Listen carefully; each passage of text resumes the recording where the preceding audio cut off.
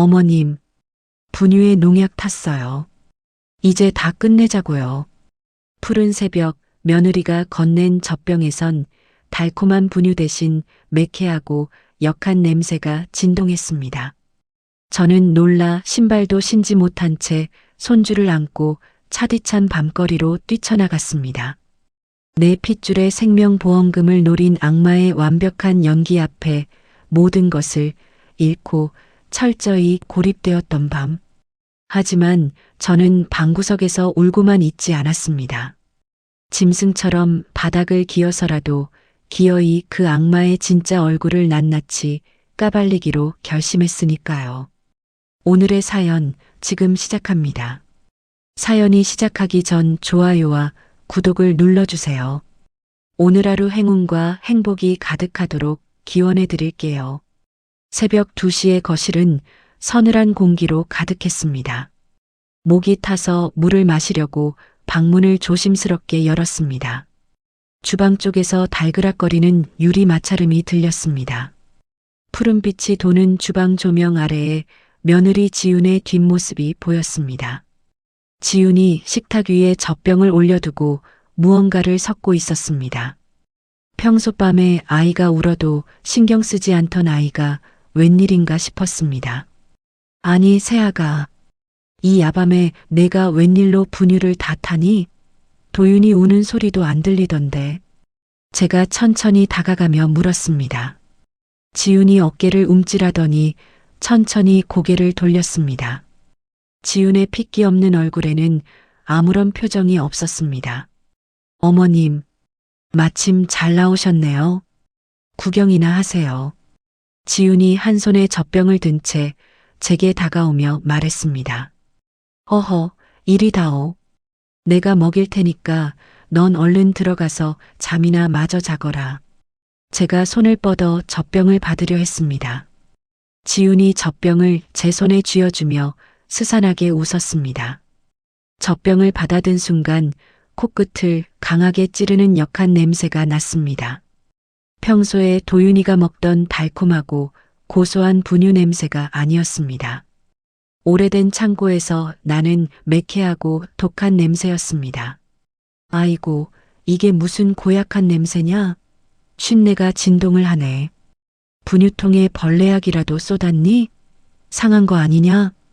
제가 젖병 뚜껑을 열어 코에 가까이 대며 물었습니다. 지윤이 입꼬리를 비틀어 올리며 제 앞으로 바짝 다가왔습니다. 어머님, 그거 상한 거 아니에요. 저기 베란다 구석에 있던 농약 탔어요. 이제 지긋지긋한 거 다 끝내자고요. 저도 죽고 쟤도 죽고 다 죽을 거예요. 지윤이 제 귓가에 차가운 숨을 내뱉으며 속삭였습니다. 순간 심장이 쿵하고 바닥으로 떨어지는 것 같았습니다. 농약이라는 단어가 귓가를 맴돌며 온몸의 피가 차갑게 식었습니다. 뭐시라. 너 지금 미쳤냐? 단단히 돌았구나. 눈에 넣어도 안 아플래 핏덩이 손주 입에다가 농약을 들이밀어. 이 짐승만도 못한 년아. 제가 덜덜 떨리는 손으로 젖병을 바닥에 내동댕이 치며 소리쳤습니다. 젖병이 깨지며 독한 냄새를 풍기는 하얀 액체가 바닥에 쏟아졌습니다. 쉿, 입 닥치고 조용히 하세요. 안방에 그 인간 깨잖아요. 어차피 다 같이 죽으려고 탔으니까 소리 지르지 마시라고요. 지윤이 바닥에 쏟아진 액체를 발로 툭툭 건드리며 대답했습니다. 지윤의 눈빛은 초점을 잃고 번들거렸습니다. 저는 지윤을 밀치고 안방으로 미친 듯이 뛰어들어갔습니다. 어두운 방 안에서 침대 위에 곤히 잠든 도윤이가 보였습니다. 저는 도윤이를 겉사개째로 덥석 안아들었습니다. 어머님, 그 애 놔두고 지금 어딜 도망가시려고요. 당장 이리 내놔요. 같이 끝내자니까요. 지윤이 안방 문을 거칠게 열어젖히며 소리쳤습니다. 저는 도윤이를 품에 꽉 끌어안고 현관을 향해 달렸습니다. 도어락 버튼을 누르는 손가락이 마음대로 움직이지 않았습니다. 겨우 문이 열리자마자 신발도 신지 않고 밖으로 뛰쳐나갔습니다. 맨발에 닿는 차가운 아스팔트 바닥의 촉감이 소름 끼쳤습니다. 아이고, 내 새끼, 도윤아. 할미가 지켜줄게. 무슨 일이 있어도 우리 똥강아지는 할미가 살릴 거다. 무서워하지 마라. 제가 잠에서 깨어 칭얼거리는 도윤이의 작은 등을 토닥이며 속삭였습니다. 숨이 턱끝까지 차올라 입에서 단내가 났지만 걸음을 멈출 수 없었습니다. 어두운 골목길을 내달리는 내내 뒤에서 지훈의 발소리가 따라오는 것 같았습니다. 차디찬 밤거리를 도망치듯 달리며 지나온 세월이 머릿속을 스쳐 지나갔습니다. 남편을 일찍 여의고 홀로 고기구이 식당에서 불판을 닦으며 아들을 키웠습니다. 매일 밤 손목이 끊어질 듯 아팠지만 태훈이만 보면 피로가 씻겨나갔습니다. 엄마, 나 또 1등 했어. 이번 달에도 학교에서 장학금 나왔다. 이거 봐봐, 돈 굳었지? 고등학생이던 태훈이가 낡은 지갑에서 성적표를 꺼내 내밀며 환하게 웃었습니다. 아이고, 우리 장한 아들. 내 새끼 밥 안 먹어도 배가 부르다. 엄마는 하나도 안 힘들어. 고기 팍팍 구워줄 테니까 많이 먹고 힘내라. 제가 불판에서 익은 고기를 태훈의 밥 위에 올려주며 대답했습니다.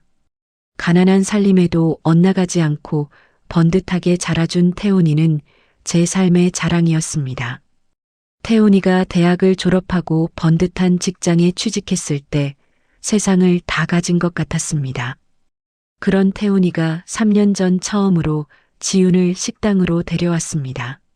엄마, 잠깐 앞치마 좀 벗어봐. 인사해. 내 여자친구 지훈이야. 나 이 사람이랑 올해 안에 식 올릴 거야.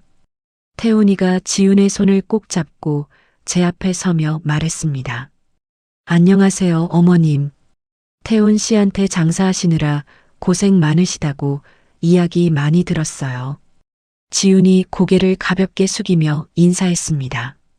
지훈의 겉모습은 흠잡을 데 없이 참하고 단정했습니다.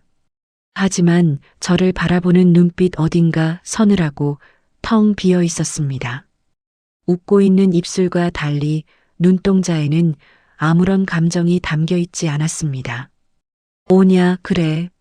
어서 와라. 우리 태훈이가 입이 마르고 닳도록 자랑을 하더니 참 곱네. 서 있지 말고 얼른 앉아서 따뜻한 밥 좀 먹자꾸나. 제가 미리 준비해둔 소갈비를 상에 내어가며 말했습니다. 식사 내내 지훈은 고기를 거의 입에 대지 않았습니다. 세아가, 고기가 입에 영 안 맞니? 질기면 얇게 잘라줄까? 뭐 먹고 싶은 거 있으면 편하게 말해보렴. 제가 조심스럽게 지훈의 눈치를 살피며 물었습니다. 아니에요, 어머님. 저 원래 냄새나서 이런 고기 잘 안 먹어요. 참, 어머님. 저희 결혼식 말인데요. 동네 사람들 부르는 촌스러운 잔치 말고 그냥 호텔에서 작게 할 거예요. 지훈이 젓가락을 상 위에 내려놓으며 똑 부러지게 말했습니다. 그리고 예단이나 혼수, 그런 낡은 관습도 싹 다 생략할 겁니다. 어차피 해오실 형편도 안 되시잖아요. 태훈 씨랑은 이미 말 다 마쳤어요. 지훈이 저를 똑바로 쳐다보며 덧붙였습니다. 그래, 요새 젊은 애들 다 자기들 마음대로 실속 챙긴다더라. 그래, 너희들 편한 대로 해라. 제가 억지로 입꼬리를 올려 웃음을 지으며 대답했습니다. 입으로는 알겠다고 했지만 가슴 한구석이 묘하게 서운하고 불편했습니다. 마치 우리 가족과 철저하게 선을 긋겠다는 선전포고처럼 들렸습니다. 너무 완벽하게 예의를 차리는 지훈의 태도에 좁힐 수 없는 거리감이 느껴졌습니다. 그래도 태훈이가 좋다며 웃는 모습을 보니 반대할 수 없었습니다. 결혼식장에서 듬직하게 서 있는 아들을 보며 제 안의 의심을 억지로 털어냈습니다. 결혼 후 2년 만에 제 삶의 새로운 빛이 된 손주 도윤이가 태어났습니다. 세상을 다 얻은 것 같았던 기쁨도 잠시뿐이었습니다. 산후조리원에 면회를 갔을 때 결혼 전 느꼈던 묘한 위화감이 다시 살아났습니다. 응애, 응애. 신생아실 면회 창 너머로 조그만 도윤이가 얼굴이 붉어지도록 울고 있었습니다. 아이고, 지윤아. 저기 봐라. 우리 도윤이가 숨 넘어가게 우네. 배가 쏙 들어간 게 배가 고픈가 보다. 얼른 안고 젖을 좀 물리든지 분유를 먹여야 안 쓰겄냐. 제가 창문에서 눈을 떼지 못하고 지윤의 등을 두드리며 말했습니다. 아, 짜증나게 진짜. 비싼 돈 주고 조리원 왔는데 간호사들이 알아서 밥 먹이겠죠. 저 애 낳느라 뼈마디가 쑤시니까 방에 가서 누워 있을 거예요. 어머님이 보시든가요. 지윤이 신경질적으로 귀를 틀어막으며 차갑게 대답했습니다. 자신의 핏줄이 악을 쓰며 우는데도 미동조차 하지 않는 모습에 등골이 서늘했습니다. 그날 이후 지윤은 산후우울증을 핑계로 도윤이를 완전히 방치했습니다. 밤낮 없이 우는 아이의 기저귀를 갈고 우유를 먹이는 건 퇴근한 태훈의 몫이었습니다. 어느 날 늦은 밤 태훈이가 초췌한 몰골로 제 집 현관문을 두드렸습니다. 엄마 아직 안 자고 있었어? 엄마, 나 진짜 죽을 것 같아. 미쳐버릴 것 같아. 태훈이가 퀭한 눈으로 거실 바닥에 털썩 주저앉으며 말했습니다. 아이고 세상에. 태훈아, 내 꼴이 이게 뭐냐? 얼굴에 뼈만 남았네. 도대체 무슨 일인데 이 야밤에 혼자 와서 이래? 밥은 챙겨 먹고 다니는 거냐? 제가 태훈의 창백한 얼굴을 두 손으로 감싸주며 물었습니다. 지윤이가 산후우울증이랍시고 애를 아예 쳐다보지도 않아. 도윤이가 옆에서 넘어갈 듯이 우는데 귀 틀어막고 방구석에만 박혀 있다고. 태훈이가 바닥을 치며 굵은 눈물을 뚝뚝 흘렸습니다. 내가 아침에 출근하면 핏덩이 혼자 거실에서 하루 종일 울어. 기저귀 발진이 나서 애 엉덩이가 다 짓물렀다니까? 엄마, 제발 제발 나 좀 살려줘. 우리 집에 들어와서 도윤이 밥 좀 챙겨주면 안 돼? 태훈이가 제 무릎을 끌어안고 어린아이처럼 소리내어 울었습니다. 이러다가 나도 말라 죽고 우리 세 식구 다 굶어 죽게 생겼어. 엄마 나 한 번만 살려줘, 제발. 아들의 처절한 애원에 제 억장이 무너져 내렸습니다. 아이고, 내 새끼야 알았다. 그만 울어라. 내 피 같은 손주가 굶어 죽게 생겼는데 가게가 대수냐. 엄마가 내일 당장 식당 문 닫고 보따리 싸서 들어갈 테니까 걱정 마라. 제가 태훈의 젖은 머리를 쓰다듬으며 눈물을 삼키고 대답했습니다. 다음 날 저는 평생을 바쳐 일하던 식당을 정리하고 태훈의 집으로 들어갔습니다. 무거운 가방을 들고 현관문을 열었을 때 마주쳤던 지윤의 표정을 아직도 잊을 수 없습니다. 마치 귀찮은 손님이 온 것처럼 저를 위아래로 훑어보던 무관심하고 차가운 눈빛이었습니다. 그때는 전혀 알지 못했습니다. 핏덩이 손주를 구하기 위해 제가 끔찍한 지옥불 한가운데로 걸어 들어갔다는 사실을 말입니다. 과거의 기억을 떨쳐내며 가쁜 숨을 몰아쉬고 발걸음을 더욱 빨리 했습니다. 품에 안긴 도윤이의 작은 심장 박동이 제 얇은 잠옷 너머로 고스란히 전해졌습니다. 어두운 거리 저 멀리서 붉은빛과 푸른빛을 번갈아 반짝이는 파출소 간판이 눈에 들어왔습니다. 파출소 문을 거칠게 밀치고 들어가며 차가운 바닥에 그대로 주저앉았습니다. 제 품에 안긴 도윤이가 놀랐는지 앙앙 울음을 터뜨렸습니다. 경찰 선생님, 우리 손주 좀 살려주세요. 며느리가 애를 죽이려고 해요. 제가 경찰관의 바지가랑이를 부여잡고 오열하며 소리쳤습니다. 야간 근무를 하던 젊은 경찰관이 깜짝 놀라며 저를 부축해 의자에 앉혔습니다. 할머니, 진정하시고 천천히 말씀해 보세요. 누가 아이를 해치려고 한다고요? 경찰관이 따뜻한 물을 종이컵에 담아 제 손에 쥐어주며 물었습니다. 며느리가 분유에 농약을 탔어요. 제가 그 독한 냄새를 똑똑히 맡았습니다. 제가 덜덜 떨리는 두 손으로 종이컵을 쥐고 다급하게 대답했습니다. 그때 파출소 자동문이 열리며 며느리 지훈이 헐레벌떡 뛰어들어왔습니다. 지훈의 머리는 헝클어져 있었고 두 눈에는 눈물이 그렁그렁하게 맺혀 있었습니다. 어머님, 여기서 뭐 하시는 거예요? 도윤이는 무사한가요? 지훈이 제 품에 있는 도윤이를 향해 두 팔을 뻗으며 서럽게 울먹였습니다. 가까이 오지 마라. 이 무서운 것아. 내가 감히 내 핏줄을 죽이려고 해. 제가 도윤이를 더 깊이 끌어안으며 온몸으로 지훈을 거칠게 밀쳐냈습니다. 경찰관님, 저희 어머니가 요새 치매 증상이 심해지셔서 오해가 있으신 것 같아요. 지훈이 억울하고 불쌍한 표정을 지으며 경찰관에게 고개를 숙여 인사했습니다. 방금 전에도 상한 우유 냄새를 맡으시고는 농약이라고 소리를 지르셨어요. 지훈이 손등으로 눈물을 닦아내며 거짓말을 천연덕스럽게 내뱉었습니다. 그러고는 젖병을 바닥에 던져 깨뜨리시고 애만 안고 무작정 밖으로 뛰쳐나가셨어요. 지훈의 뻔뻔한 연기에 저는 기가 막혀 당장 말문이 막혔습니다. 아닙니다. 경찰 선생님, 저 여자 말이 다 거짓말이에요. 제가 분명히 농약이라고 듣고 냄새도 맡았습니다. 제가 자리에서 벌떡 일어나며 억울함에 가슴을 쾅쾅 쳤습니다. 파출소 문이 다시 열리고 아들 태훈이 숨을 헐떡이며 뛰어들어왔습니다. 엄마, 이게 대체 무슨 난리야? 새벽에 애를 데리고 여기까지 왜 온 거야? 태훈이 미간을 잔뜩 찌푸린 채 제 어깨를 강하게 붙잡았습니다. 태훈아, 지훈이가 애 분유에 농약을 탔다. 저 여자가 너랑 나까지 다 죽인다고 했어. 제가 태훈의 팔을 매달리듯 붙잡고 눈물을 쏟아내며 호소했습니다. 여보, 어머니 모시고 빨리 큰 병원부터 가봐야 할 것 같아. 증상이 더 심해지셨어. 지훈이 태훈의 팔짱을 끼며 안타까운 목소리로 귓가에 속삭였습니다.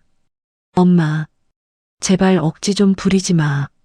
지훈이가 상한 우유 버리려던 걸 엄마가 착각한 거잖아. 태훈이 저를 답답하고 창피하다는 듯 쳐다보며 목소리를 높였습니다. 내가 어떻게 그걸 착각하니? 독한 농약 냄새가 코를 찔렀다니까. 제가 발을 동동 구르며 태훈의 가슴을 때렸습니다. 저희가 방금 집에 다녀왔는데 그냥 바닥에 상한 우유가 쏟아져 있을 뿐이었습니다. 태훈의 집으로 출동했던 다른 경찰관이 파출소로 들어오며 보고했습니다. 할머니, 우유가 오래돼서 썩은 냄새를 농약으로 단단히 오해하신 모양입니다. 경찰관이 안타깝다는 듯 저를 바라보며 조용히 타일렀습니다. 지훈이 찰나의 순간에 재빨리 현장을 치우고 다른 상한 우유를 뿌려놓은 것이 분명했습니다. 아닙니다. 저 여자가 증거를 없앤 거예요.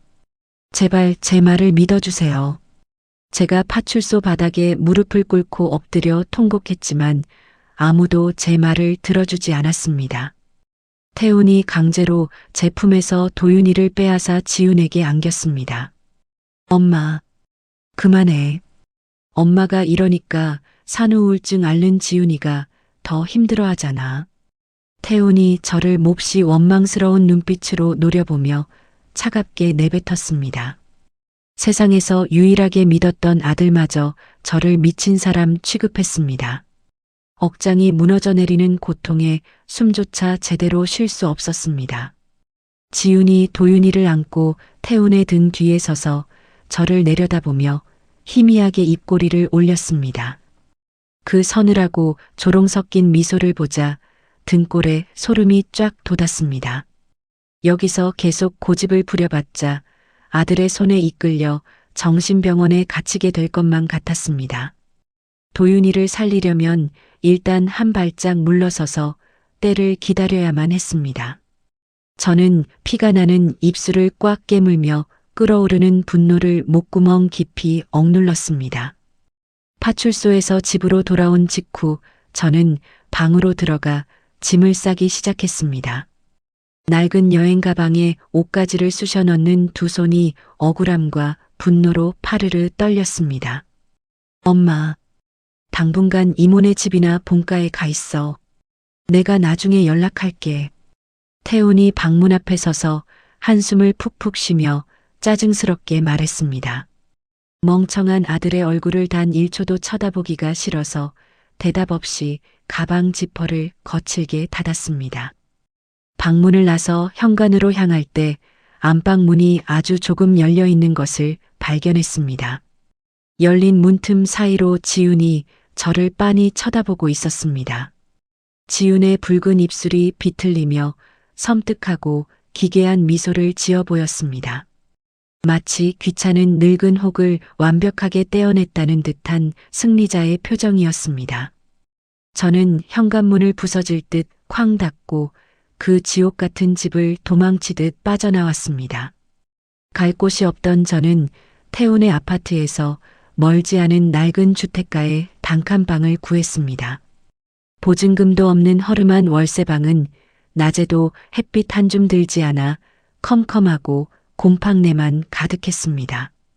차가운 장판 바닥에 이불을 깔고 누우면 도윤이의 해맑은 얼굴이 눈앞에 아른거렸습니다. 가방 깊숙한 곳에서 몰래 챙겨온 도윤이의 베네 저고리를 꺼내 얼굴에 푹 파묻었습니다. 저고리에 남아있는 옅은 분유 냄새를 맡자 꾹 참았던 눈물이 툭 터지듯 쏟아졌습니다. 우리 불쌍한 새끼, 할미가 기어이 데리고 왔어야 했는데. 제가 가슴을 쥐어뜯으며 짐승처럼 목 놓아 울부짖었습니다. 밤이 되면 그 고통은 더욱 끔찍하게 심해졌습니다. 천장을 보고 누워있으면 귓가에서 도윤이가 자지러지게 우는 소리가 메아리쳤습니다. 응애, 할머니 무서워요. 살려주세요. 환청 속에서 도윤이가 저를 애타게 찾는 것 같아 벌떡 일어나 좁은 방 안을 미친 듯이 헤맸습니다. 허공을 향해 두 손을 뻗어 아이를 안는 신용을 하다가 텅 빈 품을 확인하고 바닥에 나뒹굴었습니다. 지훈이 도윤이에게 당장이라도 무슨 끔찍한 짓을 할지 모른다는 극도의 불안감이 제 영혼을 갉아먹었습니다. 물 한 모금 넘기지 못해 며칠 만에 제 몸은 마른 장작처럼 바싹 말라갔습니다. 하지만 이대로 무기력하게 쓰러져 죽을 수는 없었습니다. 매일 새벽동이 트기 전 가파른 주택가 언덕을 올라 태훈의 아파트 단지를 멀리서 내려다보았습니다. 어둠 속에서 불이 꺼진 15층 베란다 창문을 향해 두 손을 모으고 간절히 빌고 또 빌었습니다. 부처님, 천지신명님, 우리 가여운 도윤이 제발 무사하게만 지켜주십시오. 제가 차가운 시멘트 바닥에 이마를 비비며 눈물로 기도했습니다. 무릎에 멍이 들고 피가 맺히도록 절을 올리며 저 악마 같은 지훈으로부터 손주를 구출해 내겠다고 다짐했습니다. 저를 침에 걸린 미친 노인네로 몰아간 지훈의 교활하고 시커먼 속내를 세상에 반드시 밝혀내야만 했습니다. 그렇게 숨죽여 지낸 지 일주일째 되는 날 도저히 불안감을 견딜 수 없어 태훈의 아파트 근처를 서성였습니다. 아파트 단지 안놀이터 벤치에 앉아 아이들이 뛰어노는 모습을 넋나간 사람처럼 멍하니 바라보았습니다. 그때 덜덜거리는 익숙한 유모차 바퀴 소리가 들려 황급히 고개를 돌렸습니다. 고급스러운 검은색 유모차를 밀며 지훈이 놀이터 쪽으로 천천히 걸어오고 있었습니다. 지훈은 화려한 꽃무늬 원피스를 입고 여유롭게 아이스 커피를 마시고 있었습니다. 도윤이는 유모차 안에서 힘없이 축 처진 채 기절한 듯 잠들어 있었습니다. 손주의 창백한 얼굴을 가까이서 확인하고 싶은 마음에 저도 모르게 자리에서 벌떡 일어났습니다. 지훈이 벤치에 선 저를 발견하고는 걸음을 멈추고 픽 웃음을 터뜨렸습니다. 지훈이 유모차 방향을 틀어 제가 서 있는 벤치 쪽으로 다가왔습니다. 저는 도망치지 않고 주먹을 꽉 쥔 채 지훈을 매섭게 노려보았습니다. 어머님, 꼴이 그게 뭐예요? 동네 길거리 노숙자인 줄 알았네요. 지훈이 제 흐트러진 머리와 구겨진 옷차림을 위아래로 훑어보며 비아냥거렸습니다. 우리 도윤이 얼굴 한 번만 보자. 애한테 도대체 무슨 짓을 한 거냐? 제가 유모차 안으로 다가가려 손을 뻗자 지훈이 유모차를 뒤로 획 끌어당겼습니다. 가까이 오지 마세요. 치매 걸린 미친 노인네가 애한테 해코지한다고 경찰 부르기 전에요. 지훈이 싸늘하고 매서운 목소리로 경고하며 주변 사람들의 눈치를 살폈습니다. 놀이터에 있던 다른 젊은 엄마들이 우리 쪽을 힐끔거리며 수군거리기 시작했습니다. 내 인연. 내가 내 새끼 우유에 독을 탄 걸 내가 똑똑히 봤어. 제가 억눌렀던 분노를 참지 못하고 터뜨리며 지훈의 얼굴을 향해 삿대질을 했습니다. 지훈이 제 앞으로 바짝 다가와 고개를 푹 숙이고 제 귓가에 입술을 달싹였습니다.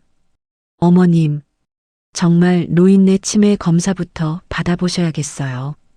지훈이 뱀이 따리를 트는 듯한 기분 나쁜 목소리로 속삭였습니다. 어머님이 밖에서 아무리 떠들어봤자 다들 치매 걸린 노인네 헛소리라고 생각해요. 지훈이 제 귀에 대고 킥킥거리며 조롱 섞인 웃음을 쏟아냈습니다. 도윤이 걱정은 마세요. 어차피 저 핏덩이는 오래 살지도 못할 테니까요. 지훈의 그 잔인한 마지막 말에 제 이성의 끈이 툭 하고 완전히 끊어졌습니다.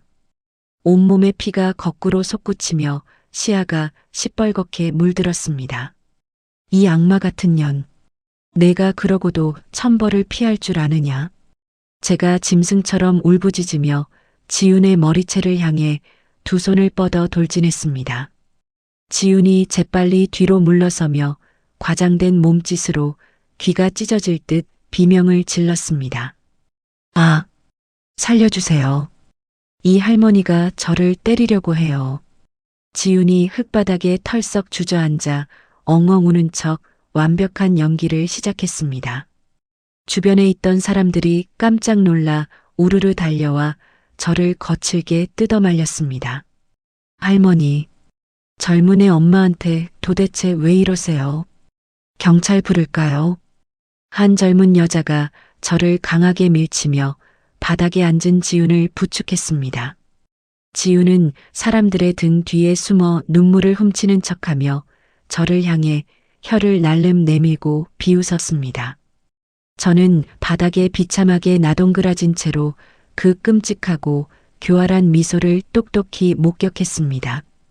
당장이라도 달려가 그 얇은 목을 졸라버리고 싶은 사리가 맹렬하게 솟구쳤습니다. 하지만 여기서 제가 폭력을 쓰거나 경찰에 다시 끌려가면 영영 도윤이를 볼 수 없게 될 것이 자명했습니다. 저는 시멘트 바닥을 긁으며 헐떡이는 숨을 깊게 고르고 억지로 무거운 몸을 일으켰습니다. 그래, 어디 한번 끝까지 해보자.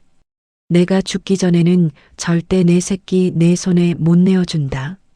제가 무릎에 묻은 흙을 거칠게 털어내며 지훈의 두 눈을 똑바로 보고 또렷하게 선전포고를 했습니다. 지훈의 뻔뻔한 얼굴에서 잠시 조롱 섞인 웃음이 사라지고 서늘한 긴장감이 스쳐 지나갔습니다. 저는 뒤도 돌아보지 않고 꼿꼿한 자세로 당당하게 놀이터를 빠져나왔습니다.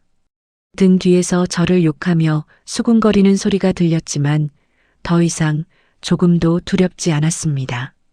무슨 일이 있어도 내 핏줄은 내 손으로 지키겠다는 독한 결심이 뼛속까지 단단하게 차올랐습니다. 이제 방구석에서 슬퍼하고 절망할 시간 따위는 사치일 뿐이었습니다. 그 악마의 숨통을 확실하게 조일 결정적인 증거를 반드시 찾아내야만 했습니다. 놀이터 사건 이후 저는 컴컴한 단칸방에 틀어박혀 물 한 모금 마시지 않았습니다. 지윤의 비웃음이 귓가에 맴돌아 밤마다 가슴을 치며 뜬 눈으로 밤을 새웠습니다. 사흘 내내 아무것도 먹지 못해 기력이 다 빠진 채로 차가운 장판 위에 웅크려 누워 있었습니다. 이대로 굶어 죽는다면 도윤이를 영영 구할 수 없다는 생각에 억지로 몸을 일으키려 했습니다. 하지만 뼈만 남은 팔다리는 제 마음대로 움직여주지 않았습니다.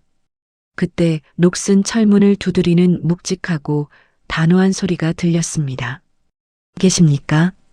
서부경찰서 여성 청소년과 김 형사라고 합니다.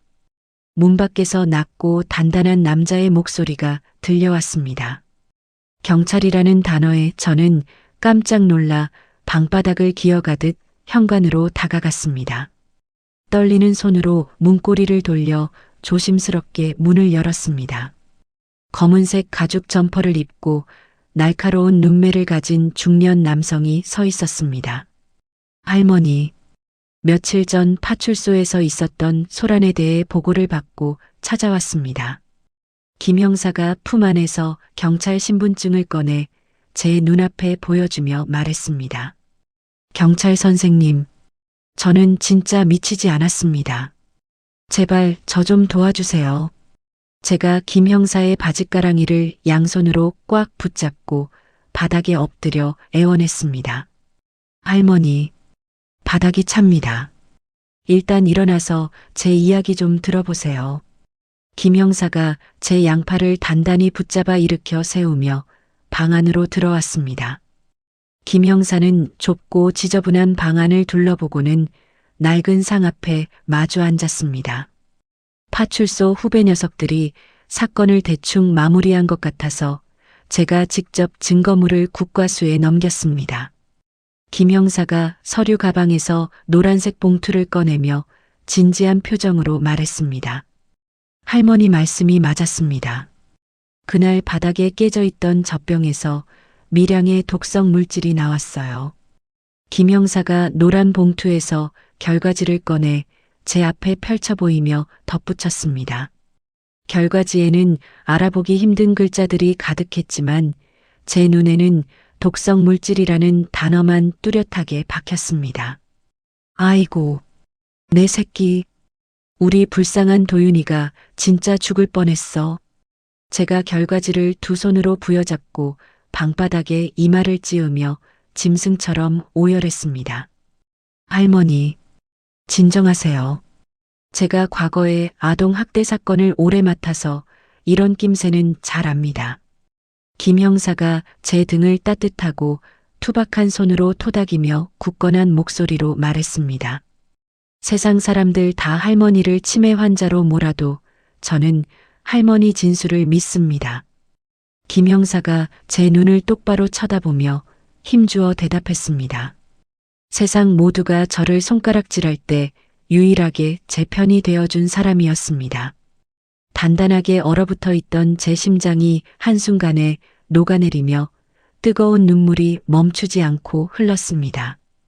저를 지옥에서 꺼내줄 튼튼한 동아줄을 잡은 것만 같아 안도의 한숨을 내쉬었습니다.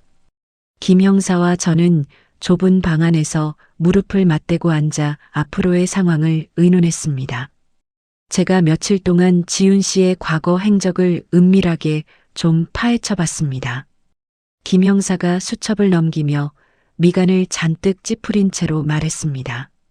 그 요물 같은 기집의 과거에 무슨 큰 문제라도 있었습니까? 제가 눈물 콧물을 소매로 벅벅 닦아내며 다급하게 물었습니다. 지윤 씨는 결혼하기 훨씬 전부터 사채를 끌어다 써서 심각한 빚을 지고 있었습니다. 김 형사가 수첩에 적힌 숫자를 손가락으로 짚으며 대답했습니다.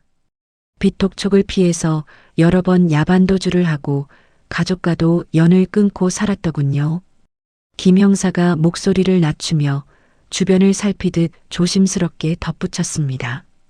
어쩐지 상견례 때 친정 식구 한 명 안 나타나고 예단도 안 하겠다고 버티더라니 다 이유가 있었네요. 제가 주먹을 꽉 쥐고 방바닥을 내리치며 치를 떨었습니다. 정서적으로도 아주 문제가 많아서 과거 지인들과 돈 문제로 경찰에 여러 번 신고가 들어온 이력도 있습니다. 김 형사가 펜으로 수첩을 톡톡 두드리며 심각하게 말했습니다. 김 형사의 말을 듣는 순간 망치로 뒤통수를 세게 얻어맞은 것 같은 충격을 받았습니다. 우리 아들 태훈이는 그 여자 과거를 전혀 모르고 결혼한 게 틀림없습니다. 제가 가슴을 쾅쾅 치며 답답함을 토로했습니다. 아드님은 아내의 교묘한 거짓말과 연기에 완전히 넘어가서 진실을 전혀 못 보고 있는 겁니다. 김 형사가 안타깝다는 듯 길게 한숨을 내쉬며 위로했습니다. 그 독사 같은 년이 우리 순진한 아들을 완전히 홀려놓고 이제는 제 손주까지 죽이려 드는군요. 제가 이를 득득 깔며 원통한 마음에 바닥을 박박 긁었습니다. 단순한 산후 우울증이 아닙니다. 아이를 해치려는 진짜 이유, 즉 돈과 관련된 동기를 찾아야 합니다. 김 형사가 날카로운 눈빛을 빛내며 단호하게 상황을 정리했습니다. 형사님, 제가 무슨 짓이든 다 하겠습니다. 시키는 대로 목숨 걸고 할 테니 제발 살려만 주십시오. 제가 김 형사의 두 손을 꼭 부여잡고 피눈물을 흘리며 애원했습니다. 지금부터는 절대 감정적으로 나서시면 안 됩니다. 완벽한 물증을 찾을 때까지 숨죽이고 계셔야 합니다. 김 형사가 제 손에 힘을 꽉 주며 신신당부했습니다. 우리는 지윤의 시커먼 속내를 완벽하게 파헤치기 위해 은밀하고 치밀하게 공조하기로 결의했습니다. 그날 밤 자정이 훌쩍 넘은 시각 저는 김 형사와 함께 검은 모자를 푹 눌러쓰고 밖으로 나섰습니다. 우리는 사람들의 눈을 피해 태훈의 아파트 단지 뒤편 분리수거장으로 몰래 숨어들었습니다. 할머니, 이쪽으로 오세요. 아까 지윤 씨가 버리고 간 파란색 쓰레기 봉투입니다. 김 형사가 어두운 구석에 쌓인 쓰레기 더미를 가리키며 작게 속삭였습니다. 우리는 더러운 바닥에 주저앉아 악취가 진동하는 쓰레기 봉투를 맨손으로 찢어마구 파헤쳤습니다. 썩은 과일 껍질과 냄새나는 기저귀 사이를 뒤지면서도 오직 단서를 찾아야 한다는 생각뿐이었습니다. 형사님, 여기 이것 좀 확인해 보세요. 무슨 안내서 같은데 다 찢어져 있습니다. 제가 기저귀 뭉치 아래에 깔려있던 구겨진 종이 조각들을 모아 쥐고 다급히 불렀습니다. 김 형사가 작은 손전등을 켜서 제가 쥔 종이 조각들을 밝게 비췄습니다. 이건 어린이 생명보험 가입 안내서군요. 최근에 발급받은 흔적이 있습니다. 김 형사가 찢어진 종이 조각들을 바닥에 놓고 퍼즐 맞추듯 조심스럽게 연결하며 말했습니다. 손전등 불빛 아래 드러난 종이에는 아이 사망 시 수령할 수 있는 억대의 보험금 액수가 적혀 있었습니다. 그 무시무시한 액수 위에 붉은색 펜으로 굵게 동그라미가 쳐진 것을 본 순간 온몸에 소름이 끼쳤습니다. 이 악마 같은 년, 돈 때문에 배 아파 낳은 자기 핏줄을 죽이려고 했단 말입니까? 제가 종이를 들고 있던 손을 파르르 떨며 피가 나도록 입술을 질끈 깨물었습니다. 도윤이 앞으로 고액의 생명보험을 들고 보험금을 온전히 챙기려는 계획 범죄가 확실합니다. 김 형사가 종이 조각들을 투명한 비닐 지퍼백에 조심스럽게 담으며 차갑고 묵직하게 대답했습니다. 결국 아이 목숨값을 받아서 자기 과거 빚을 갚고 호의호식하려고 이 끔찍한 짓을 꾸민 거네요. 제가 솟구치는 분노를 참지 못하고 쓰레기장 바닥을 두 주먹으로 미친 듯이 내리쳤습니다. 이제 명백한 범행 동기를 확인했으니 더 철저하게 함정을 파서 현장을 덮칠 준비를 해야 합니다. 김 형사가 손전등을 끄고 자리에서 훌쩍 일어서며 매서운 눈빛으로 다짐했습니다. 형사님, 저한테 다 맡겨주십시오. 그 악기 같은 년의 목줄을 제가 직접 끊어버리겠습니다. 제가 쓰레기장 벽을 짚고 꼿꼿하게 일어서며 도끼를 잔뜩 품은 목소리로 맹세했습니다. 방구석에 숨어서 눈물만 훔치던 나약한 할머니는 쓰레기장 악취 속에서 완전히 죽어 없어졌습니다.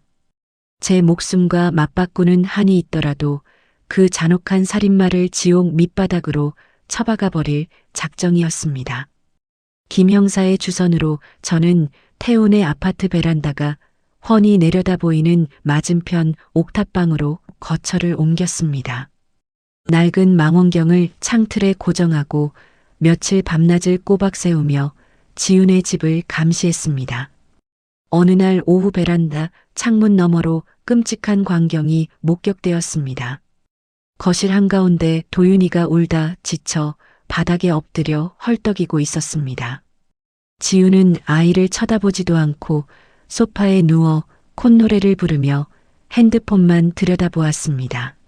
아이가 숨을 헐떡이며 기침을 하자 지훈이 신경질적으로 벌떡 일어나 아이를 발로 툭 밀쳤습니다. 그 모습을 망원경으로 지켜보며 피가 거꾸로 솟구쳐 당장이라도 창문을 깨고 뛰쳐나가고 싶었습니다. 이 독사 같은 년. 짐승도 자기 새끼는 그렇게 안 다룬다. 제가 옥탑방 창문을 쾅쾅 내리치며 악에 받쳐 소리쳤습니다. 당장 쳐들어가서 그 얇은 목통을 비틀어 버리고 싶었지만 김 형사의 경고를 떠올리며 억지로 참았습니다. 증거 없이 나섰다가는 다시 미친 노인네 취급을 받고 영영 도윤이를 잃게 될 것이 뻔했습니다. 저는 입술에서 피가 나도록 꽉 깨물고 망원경에서 눈을 떼지 않았습니다. 감시를 시작한 지 일주일쯤 지난 무렵 동네 작은 슈퍼마켓에 창거리를 사러 내려갔습니다. 우유값을 집어들다가 옆에 서 있던 한 젊은 여성과 세게 부딪혀 바닥에 나뒹굴고 말았습니다. 아이고, 죄송합니다. 할머니 다치신 데 없으세요? 여성이 깜짝 놀라며 우유값을 내려놓고 제 양팔을 조심스럽게 부축해 일으켰습니다. 괜찮아. 내가 앞을 제대로 못 봐서 미안하게 됐네. 제가 옷에 묻은 먼지를 털어내며 고개를 들어 여성을 쳐다보았습니다. 가슴에 달린 명찰을 보니 근처 상가에 있는 소아과 간호사 은지였습니다. 은지가 제 얼굴을 물끄러미 보더니 눈이 동그래지며 조심스럽게 물었습니다. 혹시 도윤이 할머니 아니신가요? 저 기억 안 나세요. 은지가 주변 눈치를 살피며 한 걸음 바짝 다가와 속삭였습니다. 저는 며칠 전 놀이터에서 사람들이 수군거리던 일이 떠올라 황급히 몸을 돌렸습니다. 아니야. 사람 잘못 봤어. 제가 우유값을 대충 집어들고 쫓기듯 계산대로 걸음을 재촉했습니다. 할머니, 잠깐만 제 이야기 좀 들어보세요. 도윤이 엄마 상태가 이상한 것 같아서 그래요. 은지가 제 소매를 꽉 붙잡고 절박한 표정으로 매달리며 말했습니다. 지훈의 상태가 이상하다는 말에 제 발걸음이 돌부리에 걸린 듯 그 자리에 딱 멈춰 섰습니다. 그게 무슨 소리냐? 우리 도윤이한테 무슨 일이 있는 거냐? 제가 은지의 양어깨를 강하게 움켜쥐고 덜덜 떨리는 목소리로 되물었습니다. 은지는 저를 슈퍼마켓 옆 한적한 골목길로 조심스럽게 이끌었습니다. 얼마 전에 도윤이 엄마가 애를 데리고 병원에 왔는데 애 몸에 멍 자국이 가득했어요. 은지가 혹시라도 누가 들을까봐 목소리를 한껏 낮추어 말했습니다. 뭐라고? 내 새끼 몸에 멍 자국이라니. 제가 가슴을 부여잡고 골목길 시멘트 바닥에 주저앉을 뻔한 것을 은지가 겨우 부축했습니다. 제가 멍 자국이 왜 생겼냐고 물었더니 침대에서 떨어졌다고 대수롭지 않게 말하더라고요. 은지가 분통이 터진다는 듯 입술을 꽉 깨물며 대답했습니다. 그런데 침대에서 떨어졌다고 하기에는 상처가 너무 여러 군데였고 아이는 몹시 불안해했어요. 은지가 눈시울을 붉히며 안타까운 목소리로 덧붙였습니다. 더 이상한 건 도윤이 엄마가 아이 상태는 묻지도 않고 우울증 약 처방전만 빨리 달라고 난동을 부린 거예요. 은지가 지윤의 기행을 설명하며 두 팔을 비벼 소름을 털어냈습니다. 이런 미친년. 갓난쟁이 몸에 손을 대고 지 입에 들어갈 약만 챙겼단 말이냐. 제가 이빨이 부서져라 꽉 물고 시멘트 벽을 주먹으로 내리쳤습니다. 할머니, 제가 원장님 몰래 처방전 기록을 확인해 봤는데 아이 몸무게에 맞지 않는 독한 약이었어요. 은지가 제 귓가에 입술을 바짝 대고 충격적인 사실을 털어놓았습니다. 혹시 엄마가 자기 우울증 약을 아이한테 먹이려는 건 아닌지 너무 걱정돼서 계속 신경이 쓰였어요. 은지의 폭로에 저는 눈앞이 하얗게 전멸하며 숨통이 콱 막히는 것 같았습니다. 독한 우울증 약을 섞어 분유를 타려 했던 지훈의 그날 새벽 모습이 겹쳐지며 온몸이 사시나무 떨듯 떨렸습니다. 아가씨, 우리 도윤이 좀 살려줘. 그 여자가 내 새끼 생명 보험금 타먹으려고 진짜로 애를 죽이려 해. 제가 골목길 바닥에 엎드려 은지의 바짓가랑이를 부여잡고 피눈물을 흘리며 호소했습니다. 세상 사람들 다 나를 미친 치매 노인네라고 욕하는데 아가씨만이라도 내 말 좀 믿고 증인이 되어줘. 제가 두 손을 싹싹 빌며 은지에게 짐승처럼 울부짖었습니다.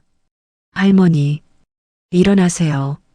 저도 아이 키우는 엄마로서 그냥 모른 척할 수 없어요. 은지가 저를 부둥켜 안고 함께 눈물을 흘리며 굳게 약속했습니다. 할머니 말씀 다 믿을게요. 제가 도울 수 있는 일은 뭐든 다 돕겠습니다. 은지의 따뜻한 위로에 캄캄했던 지옥 한가운데서 비로소 한 줄기 빛을 찾은 것 같았습니다. 그날 밤 옥탑방으로 돌아와 저는 태훈의 아파트 쪽을 바라보며 참았던 안도의 눈물을 쏟아냈습니다. 다음 날 늦은 밤 저는 김 형사와 은지를 옥탑방으로 불렀습니다. 세 사람은 좁은 방에 둘러앉아 지훈의 숨통을 조일 완벽한 계획을 짜기 시작했습니다. 은지 씨의 증언으로 지훈 씨가 아이에게 약물을 먹이려 한다는 심증이 더욱 확실해졌습니다. 김 형사가 옥탑방 바닥에 아파트 도면을 펼쳐놓고 붉은 펜으로 동그라미를 치며 말했습니다. 이제 남은 건 지훈 씨가 범행을 저지르는 결정적인 순간을 카메라로 포착하는 겁니다. 김 형사가 매서운 눈빛으로 저와 은지를 번갈아 보며 단호하게 덧붙였습니다. 형사님, 태훈이가 출근할 때 현관 도어락 비밀번호를 누르는 걸 망원경으로 다 외워뒀습니다. 제가 낡은 수첩을 꺼내 삐뚤빼뚤하게 적어둔 숫자들을 보여주며 자신 있게 말했습니다. 좋습니다. 할머니, 그럼 지훈 씨가 집을 비운 틈을 타서 거실과 주방 쪽에 초소형 카메라를 설치하겠습니다. 김 형사가 가방에서 새끼 손톱만 한 카메라 렌즈들을 꺼내 상위에 올려놓았습니다. 할머니, 저는 내일 병원에서 점심시간에 지훈 씨한테 전화해서 시간을 좀 끌어볼게요. 은지가 주먹을 불끈 쥐며 용기 있게 제안했습니다. 다들 너무 고마워. 이 늙은이 혼자였다면 엄두도 못 냈을 일이야. 제가 두 사람의 손을 번갈아 꼭 쥐며 가슴 깊이 차오르는 고마움을 전했습니다. 우리는 마치 한 몸처럼 움직여 지훈이 아이를 데리고 집 앞 마트에 간 사이 몰래 태훈의 집으로 들어갔습니다. 김 형사는 거실 시계와 주방 찬장 구석에 초소형 카메라를 귀신같이 설치했습니다. 심장이 쿵쾅거려 입 밖으로 튀어나올 것 같았지만 제 손주를 구한다는 생각에 이를 악물고 버텼습니다. 설치를 마치고 무사히 옥탑방으로 돌아왔을 때 다리에 힘이 풀려 그 자리에 털썩 주저앉았습니다. 노트북 화면에 태훈의 집 거실과 주방이 환하게 나타나자 가슴이 벅차올랐습니다. 할머니, 이제 도간에 든 주입니다. 지훈 씨가 무슨 짓을 하든 이 카메라가 다 잡아낼 겁니다. 김 형사가 제 어깨를 단단하게 두드리며 승리를 다짐했습니다. 저는 모니터 화면을 어루만지며 며칠 전 슈퍼마켓에서 샀던 도윤이의 작은 곰 인형을 가슴에 품었습니다. 도윤아, 할미가 곧 갈게. 이제 조금만 참아라. 제가 화면 속 텅 빈 거실을 향해 속삭이며 굳은 결의를 다졌습니다. 차가운 옥탑방이었지만 김 형사와 은지라는 든든한 조력자 덕분에 제 마음에는 뜨거운 희망의 불꽃이 타오르고 있었습니다. 카메라를 설치하고 사흘째 되던 날 점심 무렵이었습니다. 노트북 화면 속 지훈이 부스스한 얼굴로 주방에 나타났습니다. 지훈은 싱크대 앞에 서서 찬장을 열더니 구석에서 하얀색 알약통을 꺼냈습니다. 망원경을 통해 본 지훈의 손에는 작은 절구와 방망이가 들려 있었습니다. 지훈이 알약 몇 개를 절구에 넣고 무표정한 얼굴로 빻기 시작했습니다. 가루가 된 약을 도윤이의 이유식 그릇에 붓고 숟가락으로 휘휘 저었습니다. 화면을 지켜보던 제 온몸의 피가 차갑게 식으며 심장이 덜컥 내려앉았습니다. 형사님, 당장 출발하세요. 저 미친년이 지금 애밥에 약을 섞었습니다. 제가 덜덜 떨리는 손으로 김 형사에게 전화를 걸어 다급하게 소리쳤습니다. 전화를 끊자마자 저는 옥탑방 문을 박차고 뛰쳐나갔습니다. 계단을 어떻게 내려왔는지, 아파트 현관을 어떻게 통과했는지 기억조차 나지 않습니다. 머릿속에는 오직 도윤이를 살려야 한다는 단 하나의 생각뿐이었습니다. 엘리베이터가 고장 나 15층까지 계단을 미친 듯이 기어 올라갔습니다. 숨이 턱끝까지 차올라 폐가 찢어질 것 같았지만 다리를 멈출 수 없었습니다. 태훈의 집 현관문 앞에 도착해 덜덜 떨리는 손가락으로 비밀번호를 쾅쾅 내리찍었습니다. 문이 열리자마자 짐승처럼 울부짖으며 거실로 뛰어들어갔습니다. 지훈이 이유식이 담긴 숟가락을 도윤이의 입으로 막 밀어 넣으려는 찰나였습니다. 안 돼. 이 짐승만도 못한 년아. 제가 번개처럼 달려들어 지훈의 손목을 낚아채고 숟가락을 바닥으로 세게 내동댕이 쳤습니다. 이유식 그릇이 산산조각 나며 하얀 알약 가루가 섞인 죽이 바닥에 흩뿌려졌습니다. 어머님, 미치셨어요. 남의 집에 허락도 없이 들어와서 무슨 행패예요. 지훈이 놀란 토끼 눈을 하고 제 가슴을 강하게 밀쳐냈습니다. 제가 바닥에 나뒹굴며 도윤이 쪽으로 필사적으로 손을 뻗었습니다. 내년이 애밥에 우울증 약 타는 거 내가 다 봤어. 내 핏줄 죽이려는 거 다 봤다고. 제가 악에 받쳐 소리치며 지훈의 바짓가랑이를 꽉 움켜쥐었습니다. 지훈의 얼굴에 순간 당황한 기색이 스쳤지만 이내 독사처럼 차가운 미소를 지었습니다. 증거 있어요. 치매 노인네 헛소리 경찰이 또 믿어줄 것 같아요. 지훈이 제 손을 발로 짓밟으며 비아냥거렸습니다. 지훈이 바닥에 쏟아진 이유식을 수건으로 재빨리 닦아내려 했습니다. 제가 짐승처럼 달려들어 지훈의 머리채를 휘어잡고 바닥을 거칠게 뒹굴었습니다. 이거나요. 미친 노인네가 진짜. 지훈이 제 팔을 핥히고 물어뜯으며 악을 썼습니다. 우리는 깨진 그릇 조각 위를 나뒹굴며 처절한 사투를 벌였습니다. 그때 현관문이 열리며 김 형사와 동료 경찰들이 다급하게 뛰어들어왔습니다. 지훈 씨, 아동 학대 및 살인 미수 혐의로 긴급 체포합니다. 김 형사가 지훈의 팔을 뒤로 꺾어 수갑을 채우며 쩌렁쩌렁한 목소리로 외쳤습니다. 이거나요. 난 아무 짓도 안 했어. 이 치매 노인네가 지어낸 거짓말이라고요. 지훈이 바닥에 엎드린 채 발버둥 치며 끝까지 거짓말을 악질적으로 내뱉었습니다. 시침이 떼도 소용없습니다. 집안에 설치된 카메라와 당신 휴대폰 검색 기록이 다 말해줄 겁니다.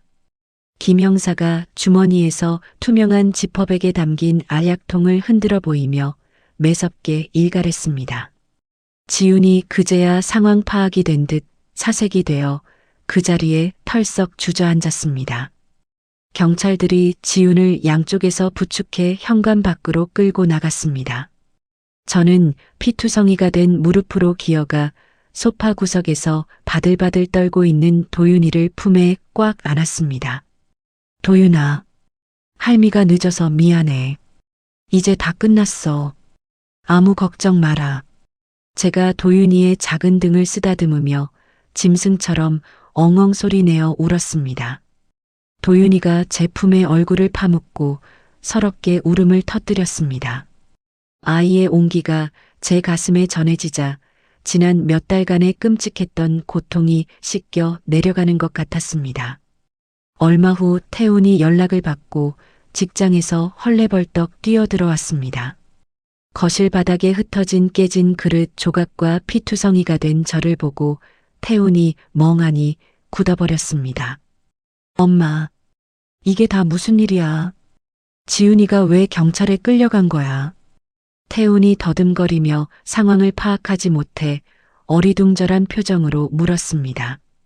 저는 도윤이를 품에 안은 채 자리에서 천천히 일어나 태훈의 뺨을 잇는 힘껏 후려쳤습니다. 정신 똑바로 차려. 내 마누라가 내 손주 목숨값으로 집 빚 갚으려고 한 악기야. 제가 찢어질 듯한 목소리로 소리치며 김 형사가 남겨둔 노트북 화면을 태훈에게 내밀었습니다. 내 눈으로 똑똑히 봐. 지훈이가 애 밥에 무슨 짓을 했는지. 화면 속에서 지훈이 약을 빻아 이유식에 섞는 장면을 본 태훈의 얼굴이 백지장처럼 하얘졌습니다. 태훈이 그 자리에 주저앉아 머리를 감싸 쥐고 짐승처럼 오열하기 시작했습니다. 엄마, 내가 미쳤었어. 지훈이 말만 믿고 엄마를 미친 사람 취급하다니. 태훈이 제 바짓가랑이를 붙잡고 피눈물을 흘리며 사죄했습니다. 하지만 태훈을 향한 제 마음은 이미 차갑게 식어 있었습니다. 아들의 멍청함 때문에 하마터면 내 핏줄을 영영 잃을 뻔했다는 분노가 쉽게 가라앉지 않았습니다. 더 이상 변명하지 마라. 나는 도윤이 데리고 내 집으로 갈 거니까. 제가 태훈의 손을 매몰차게 뿌리치고 도윤이를 품에 안은 채 현관을 나섰습니다. 아파트 밖으로 나오자 눈부신 햇살이 제 얼굴을 비추었습니다. 등 뒤에서 수갑을 찬 채 경찰차에 오르는 지훈의 모습이 보였습니다. 지훈은 끝까지 억울하다는 듯 악을 쓰며 저를 도끼 어린 눈으로 노려보았습니다. 하지만 저는 눈길 한 번 주지 않고 꼿꼿하게 허리를 펴고 걸었습니다. 도윤이를 안고 옥탑방으로 돌아와 처음으로 따뜻한 물로 아이를 씻기고 새 옷을 입혔습니다. 깨끗해진 아이를 품에 안고 낡은 장판 위에 누웠을 때 비로소 평온함이 찾아왔습니다. 햇살이 비치는 방 안에서 도윤이가 저를 보며 처음으로 방긋 웃어주었습니다. 그 천사 같은 미소를 보자 꽉 막혔던 가슴이 뻥 뚫리며 벅찬 카타르시스가 밀려왔습니다. 내가 내 새끼를 지켜냈다는 뿌듯함과 안도감이 온몸을 감쌌습니다. 세상 무서울 것 없었던 억척스러운 할머니의 사랑이 결국 악마를 이겼습니다. 이 좁고 허름한 옥탑방이 이제는 세상에서 가장 안전하고 따뜻한 우리만의 보금자리가 되었습니다. 평화는 오래가지 않았습니다. 도윤이를 재우고 젖병을 삼고 있을 때 옥탑방 문이 부서질 듯 흔들렸습니다. 문을 열자 화려한 옷을 입은 중년 남녀와 양복 차림의 남자가 서 있었습니다. 결혼식 상견례조차 나타나지 않았던 지훈의 부모였습니다. 사돈, 이런 좁은 데서 고생이 많으시네요. 지훈의 엄마가 방 안을 훑어보며 코를 막고 비아냥거리듯 말했습니다. 딸 자식 교육을 어떻게 시켰길래 이 사달을 만듭니까? 제가 문틀을 꽉 붙잡고 차갑게 노려보며 쏘아붙였습니다. 다 키운 자식이 한 일을 우리 보고 어쩌란 말입니까? 이거 받고 고소 취하하세요. 지훈의 아빠가 두툼한 돈 봉투를 꺼내 제 발밑에 툭 던졌습니다. 당신들 돈 다발로 우리 도윤이 목숨값을 흥정하려는 겁니까? 제가 발밑에 떨어진 돈 봉투를 멀리 걷어차며 소리쳤습니다. 할머니, 지훈 씨는 극심한 산후 우울증으로 이성을 잃은 심신미약 상태였습니다. 옆에 서 있던 변호사가 안경을 밀어 올리며 차갑게 끼어들었습니다. 오히려 할머니가 남편분 돌아가시고 오랫동안 우울증 약을 드신 기록이 있더군요. 변호사가 제 과거 병원 진료 기록 서류를 흔들어 보이며 덧붙였습니다. 그게 지금 이 끔찍한 살인 미수와 무슨 상관이 있단 말입니까? 제가 억울함에 휩싸여 가슴을 쾅쾅 쳤습니다. 할머니의 끔찍한 횡포 때문에 며느리가 미쳐버렸다고 언론에 전부 알릴 겁니다. 변호사가 제 눈을 똑바로 쳐다보며 협박하듯 경고했습니다. 머릿속에 피가 차갑게 식으며 온몸이 사시나무 떨듯 떨렸습니다. 어디서 그런 더러운 입을 함부로 놀립니까? 당장 내 집에서 꺼지세요. 제가 방구석에 있던 빗자루를 집어들고 세 사람을 밖으로 거칠게 밀어냈습니다. 세 사람이 비웃음을 흘리며 계단을 내려간 후 끓어오르는 분노에 숨을 쉴 수가 없었습니다. 마음을 가라앉히려 쓰레기를 버리러 골목으로 나갔을 때였습니다. 평소 인사를 나누던 동네 이웃들이 저를 보더니 황급히 고개를 돌리며 거리를 두었습니다. 저 할망구가 며느리를 쥐잡듯이 잡아서 젊은 애가 돌았대. 건너편 슈퍼마켓 주인이 턱짓으로 저를 가리키며 다른 사람에게 귓속말로 수군거렸습니다. 텔레비전 방송 보니까 시어머니가 돈 욕심에 며느리를 괴롭혔다고 하더라고. 옆에 있던 여자가 맞장구를 치며 저를 향해 혀를 끌듯 찼습니다. 인터넷과 방송에 제 독단적인 행동으로 며느리가 끔찍한 짓을 저질렀다는 거짓말이 이미 널리 퍼져 있었습니다. 지독한 고립감과 억울함에 목이 메어 제자리에 우두커니 서 있을 수밖에 없었습니다. 며칠 뒤 옥탑방으로 김 형사가 찾아왔습니다. 김 형사의 얼굴은 며칠 밤을 새운 것처럼 흑빛이었고 어깨는 무겁게 처져 있었습니다. 김 형사님, 얼굴이 왜 그렇게 엉망이십니까? 제가 따뜻한 물 한 잔을 건네며 걱정스럽게 물었습니다.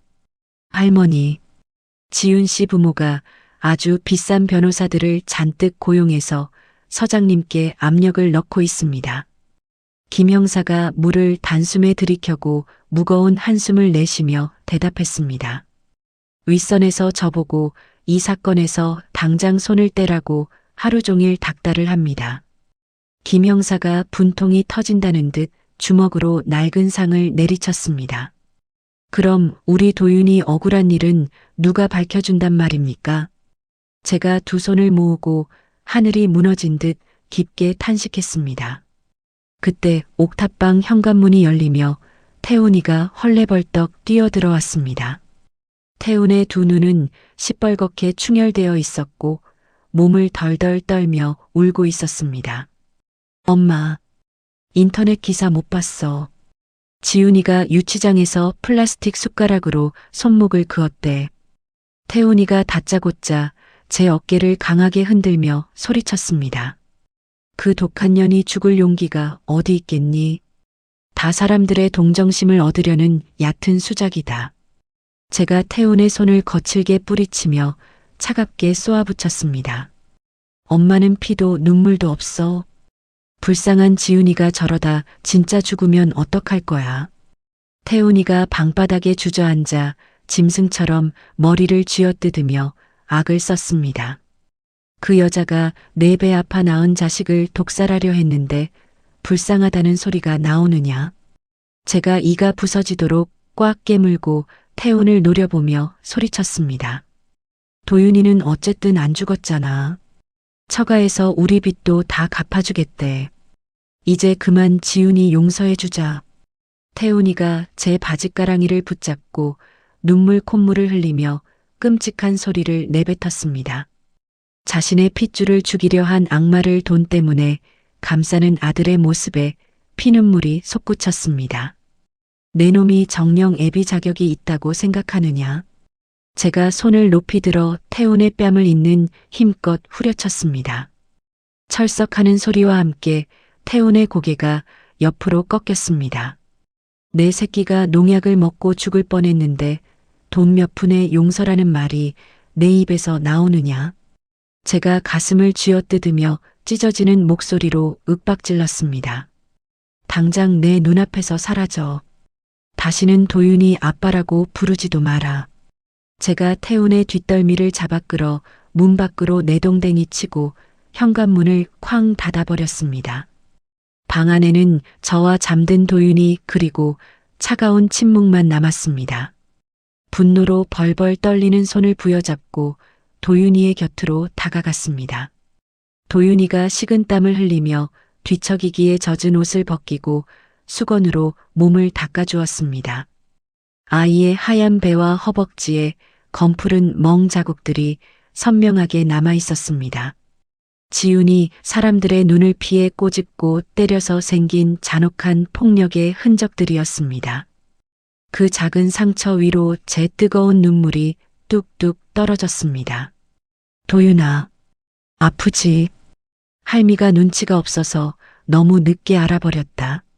제가 아이의 멍 자국을 거친 손으로 조심스럽게 어루만지며 숨죽여 울었습니다. 응애. 도윤이가 잠결에 칭얼거리며 제 손가락을 작은 손으로 꽉 움켜쥐었습니다. 그래. 할미가 여기 있다. 아무도 우리 강아지 못 건드리게 목숨 걸고 지켜줄게. 제가 도윤이의 작은 이마에 입을 맞추며 다정하게 속삭였습니다. 돈과 권력으로 똘똘 뭉친 지훈의 친정 식구들이 쳐놓은 거대한 덫에 갇힌 기분이었습니다. 저를 믿어주던 김 형사마저 수사에서 쫓겨나면 도윤이를 빼앗길지도 모른다는 극도의 공포가 밀려왔습니다. 세상 사람들이 저를 며느리 잡아먹은 악독한 시어머니로 매도하는 현실이 너무나 참담했습니다. 만약 법이 돈의 힘에 밀려 저 살인마를 세상 밖으로 다시 풀어준다면 벌어질 일들을 상상했습니다. 지훈이 다시 승리자의 미소를 지으며 도윤이를 낚아채 갈 것이 불 보듯 뻔했습니다. 저는 자리에서 조용히 일어나 주방으로 걸어갔습니다. 낡은 싱크대 서랍을 열고 가장 날카로운 식칼의 손잡이를 꽉 쥐었습니다.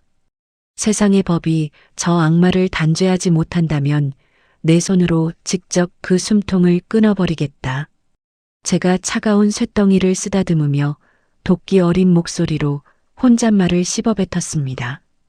어설픈 용서나 타협 따위는 제 인생에 더 이상 존재하지 않았습니다. 칼을 서랍 깊숙한 곳에 숨겨두고 두 주먹을 불끈 쥐었습니다. 김 형사님, 여기서 절대 포기하지 마십시오. 우리 끝까지 저 살인마의 민낯을 다 까발립시다. 제가 전화기를 들어 김 형사에게 피 끓는 결의를 담아 문자 메시지를 보냈습니다. 이대로 앉아서 당하지만은 않겠다는 강력한 투지가 온몸의 혈관을 타고 뜨겁게 흐르기 시작했습니다. 은지가 전해준 지훈의 가짜 진단서를 들고 밤새 단칸방 장판 위를 서성였습니다. 병원을 속여 아이 몸무게에 맞지 않는 독한 약을 처방받은 명백한 기록이었습니다. 동이 트자마자 저는 김 형사가 알려준 사설 데이터 복구 업체로 달려갔습니다. 형사님이 부탁하신 대포폰 복구 내역 겨우 다 살려냈습니다. 복구업체 직원이 USB 메모리를 건네며 피곤한 얼굴로 말했습니다. 경찰 수사에서 압수되지 않았던 지훈의 숨겨진 대포폰 2대 분량의 자료였습니다. 김 형사가 경찰 조직의 눈을 피해 목숨을 걸고 빼돌려 복구를 맡긴 것이었습니다. 집으로 돌아와 떨리는 손으로 노트북에 USB를 꽂았습니다. 화면에 수천 개의 문자 메시지와 인터넷 검색 기록이 쏟아져 나왔습니다. 화면을 내리던 중 범행 한 달 전 검색 기록을 보고 헉소리를 내며 숨을 들이켰습니다. 신생아 돌연사 위장 방법, 흔적 안 남는 독극물, 생명보험 수령 기간, 지훈이 치밀하게 아이를 죽이고 돈을 타낼 계획을 세웠던 증거들이었습니다. 심신미약이라는 변호사의 주장을 산산조각 낼 완벽한 계획 범죄의 흔적이었습니다. 이 독사 같은 년, 정신이 나가서 그런 게 아니라 처음부터 내 새끼를 노린 거였어. 제가 주먹으로 바닥을 쾅쾅 내리치며 치를 떨었습니다. 그날 오후 저는 지훈의 과거 동창이라는 여자를 수소문해 카페에서 만났습니다. 지훈이요. 걔 옛날부터 돈에 미쳐서 남의 지갑 훔치고 뻔뻔하게 거짓말하던 애예요. 동창이 커피잔을 만지작거리며 진저리를 치듯 말했습니다. 학창 시절에 친구가 키우던 강아지도 시끄럽다고 발로 차서 죽일 뻔한 적도 있었어요. 동창의 입에서 흘러나오는 지훈의 과거는 상상을 초월할 정도로 잔혹했습니다. 제발 우리 불쌍한 손주를 위해서 그 이야기 재판장님 앞에서 증언해 주시면 안 됩니까? 제가 테이블 너머로 동창의 두 손을 꽉 잡고 눈물로 애원했습니다. 할머니, 저는 지훈이 부모가 뒤에서 해코지할까봐 너무 무서워요. 동창이 제 손을 슬그머니 빼내며 두려운 표정으로 고개를 저었습니다. 저는 무릎을 꿇고 카페 바닥에 엎드려 피눈물을 흘리며 통곡했습니다. 결국 동창은 법정에는 서지 못하지만 제 핸드폰의 증언을 녹음하는 것은 허락했습니다.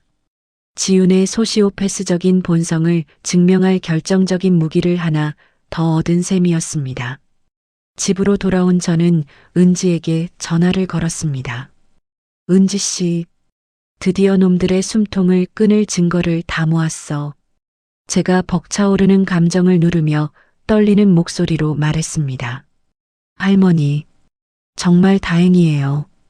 저도 내일 법정에 나가서 제가 본 걸 전부 증언할게요. 은지가 전화기 너머로 단호하고 용기 있는 목소리로 대답했습니다. 도윤이의 베넷짓을 보며 저는 다시 한번 이를 악물고 전의를 불태웠습니다. 마침내 재판 당일 저는 검은색 정장을 단정하게 입고 법원으로 향했습니다. 법정 문을 열고 들어설 때 다리가 후들거렸지만 꼿꼿하게 허리를 세웠습니다. 방청석 맨 앞줄에 아들 태훈이 고개를 푹 숙인 채 앉아 있었습니다. 태훈은 저와 눈이 마주치자 죄인처럼 황급히 시선을 바닥으로 떨구었습니다. 피고인석에 앉은 지훈은 환자복을 입고 수척한 척 연기를 하고 있었습니다. 제 발걸음 하나하나에 그동안 흘린 피눈물과 도윤이의 상처가 맺혀 있었습니다. 증인석으로 나오셔서 선서해 주시기 바랍니다. 판사의 준엄한 목소리가 법정 안에 묵직하게 울려 퍼졌습니다. 저는 떨리는 손을 들고 또렷한 목소리로 거짓 없는 증언을 맹세했습니다. 피고인 측 변호인, 증인에게 신문하십시오. 판사의 지시가 떨어지자 지훈의 변호사가 날선 표정으로 제 앞으로 다가왔습니다. 할머니, 피고인이 평소 우울증 약을 복용한 사실을 알고 계셨습니까? 변호사가 공격적인 목소리로 저를 몰아세우기 시작했습니다. 네, 알고 있었습니다. 하지만 며느리는 그 약을 아이를 해치는데 쓰려 했습니다. 제가 물러서지 않고 변호사의 눈을 똑바로 응시하며 대답했습니다. 할머니의 과도한 간섭과 억압이 피고인의 우울증을 더 악화시킨 것 아닙니까? 변호사가 목소리를 높이며 제게 모든 책임을 떠넘기려 했습니다. 제가 참견을 해서 며느리가 제 손주 분유에 농약을 타고 목을 졸랐단 말입니까? 제가 억울함에 휩싸여 찢어질 듯한 목소리로 소리쳤습니다. 피고인은 산후우울증으로 인한 심신미약 상태였습니다. 계획적인 범죄가 아닙니다. 변호사가 방청석을 향해 과장된 몸짓을 하며 뻔뻔하게 주장했습니다. 제가 숨을 깊게 들이마시고 주머니에서 작은 USB 메모리를 꺼내 번쩍 들었습니다. 존경하는 재판장님, 이 안에 며느리가 범행 한 달 전부터 인터넷으로 신생아 돌연사와 독극물을 검색한 모든 기록이 들어 있습니다. 제가 법정안이 쩌렁쩌렁 울리도록 또렷하게 외쳤습니다. 법정안이 순간 찬물을 끼얹은 듯 적막해졌고 변호사의 얼굴이 사색이 되었습니다. 또한 여기 며느리가 병원을 속여 몰래 처방받은 우울증 약 기록과 동창의 증언 녹음 파일도 모두 제출하겠습니다. 제가 준비한 서류 뭉치를 들어 올려 판사를 향해 힘차게 뻗었습니다. 판사가 기록을 꼼꼼히 살피는 동안 지훈의 얼굴은 하얗게 질려 사시나무 떨듯 떨렸습니다. 도저히 빠져나갈 수 없는 명백한 증거들 앞에서 변호사마저 입을 굳게 다물었습니다.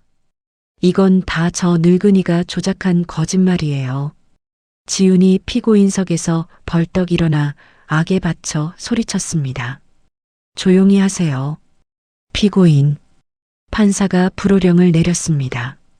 궁지에 몰린 지훈의 눈빛이 도끼를 품은 채 미친 듯이 번뜩였습니다. 그래. 내가 다 검색했어.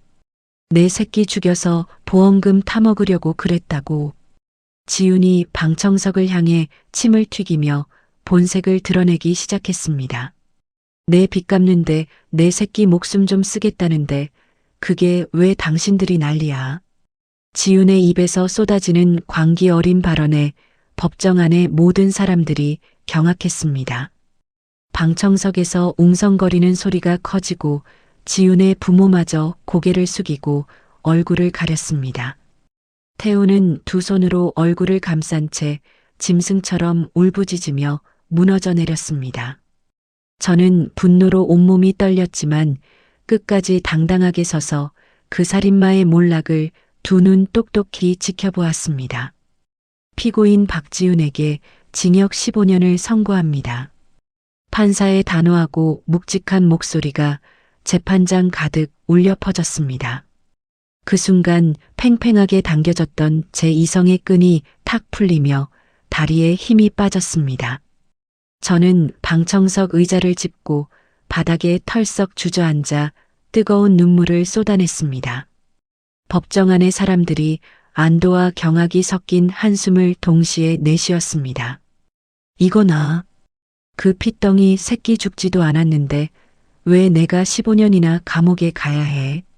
수갑을 찬 채 교도관들에게 끌려가던 지훈이 발버둥을 치며 악을 썼습니다. 차라리 그때 확 비틀어 죽여버렸어야 했는데. 억울해. 제일 억울하다고. 지훈의 입에서 튀어나오는 저주 섞인 비명에 제 심장이 갈기갈기 찢기는 듯 했습니다.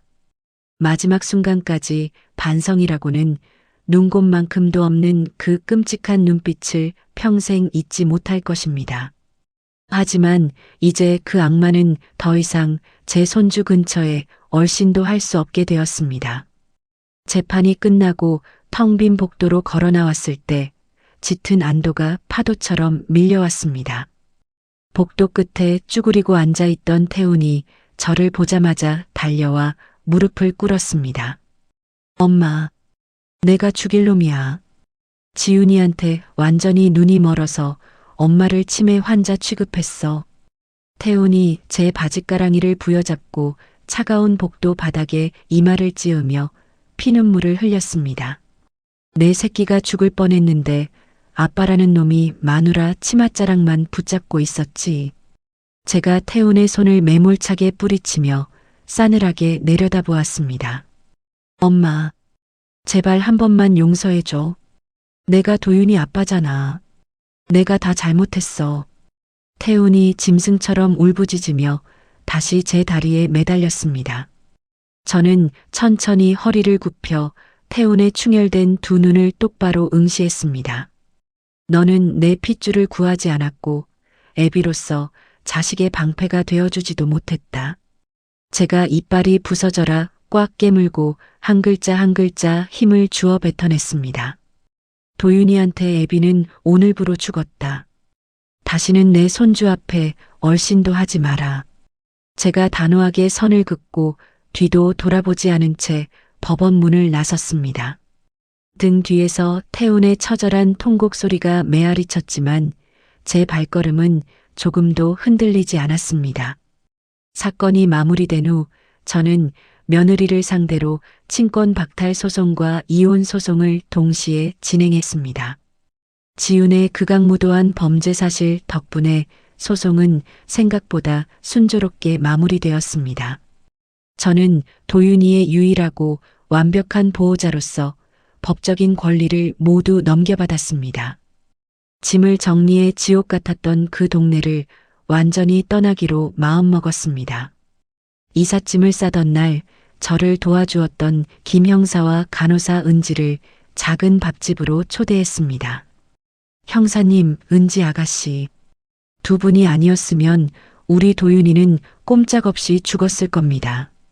제가 갓 지은 쌀밥과 고기 반찬을 두 사람의 그릇에 듬뿍 덜어주며 깊이 고개 숙여 인사했습니다. 할머니, 그런 말씀 마세요. 도윤이를 살린 건 할머니의 그 지독하고 강한 사랑입니다. 김 형사가 환하게 웃으며 고기 한 점을 크게 베어 물었습니다. 맞아요. 저라도 제 자식한테 그런 일이 생기면 할머니처럼 싸웠을 거예요. 은지가 눈시울을 붉히며 제 거칠어진 손을 따뜻하게 감싸주었습니다. 그 따뜻한 위로의 말에 지난 몇 달간의 끔찍했던 상처가 봄눈 녹듯 사르르 녹아내렸습니다. 저와 도윤이는 햇살이 따뜻하게 잘 드는 조용한 주택가로 이사했습니다. 태운의 아파트는 처분하여 지훈이 남긴 더러운 빚과 변호사 비용을 청산하는 데 썼습니다. 좁고 답답했던 옥탑방을 벗어나 마당이 있는 작은 집을 얻었을 때 세상을 다 가진 것 같았습니다. 시간이 흘러 도윤이는 어느새 아장아장 걸음마를 떼기 시작했습니다. 따스한 봄 햇살이 내리쬐는 마당에서 도윤이가 작은 고무공을 쫓아 깨르르 웃으며 뛰어다녔습니다.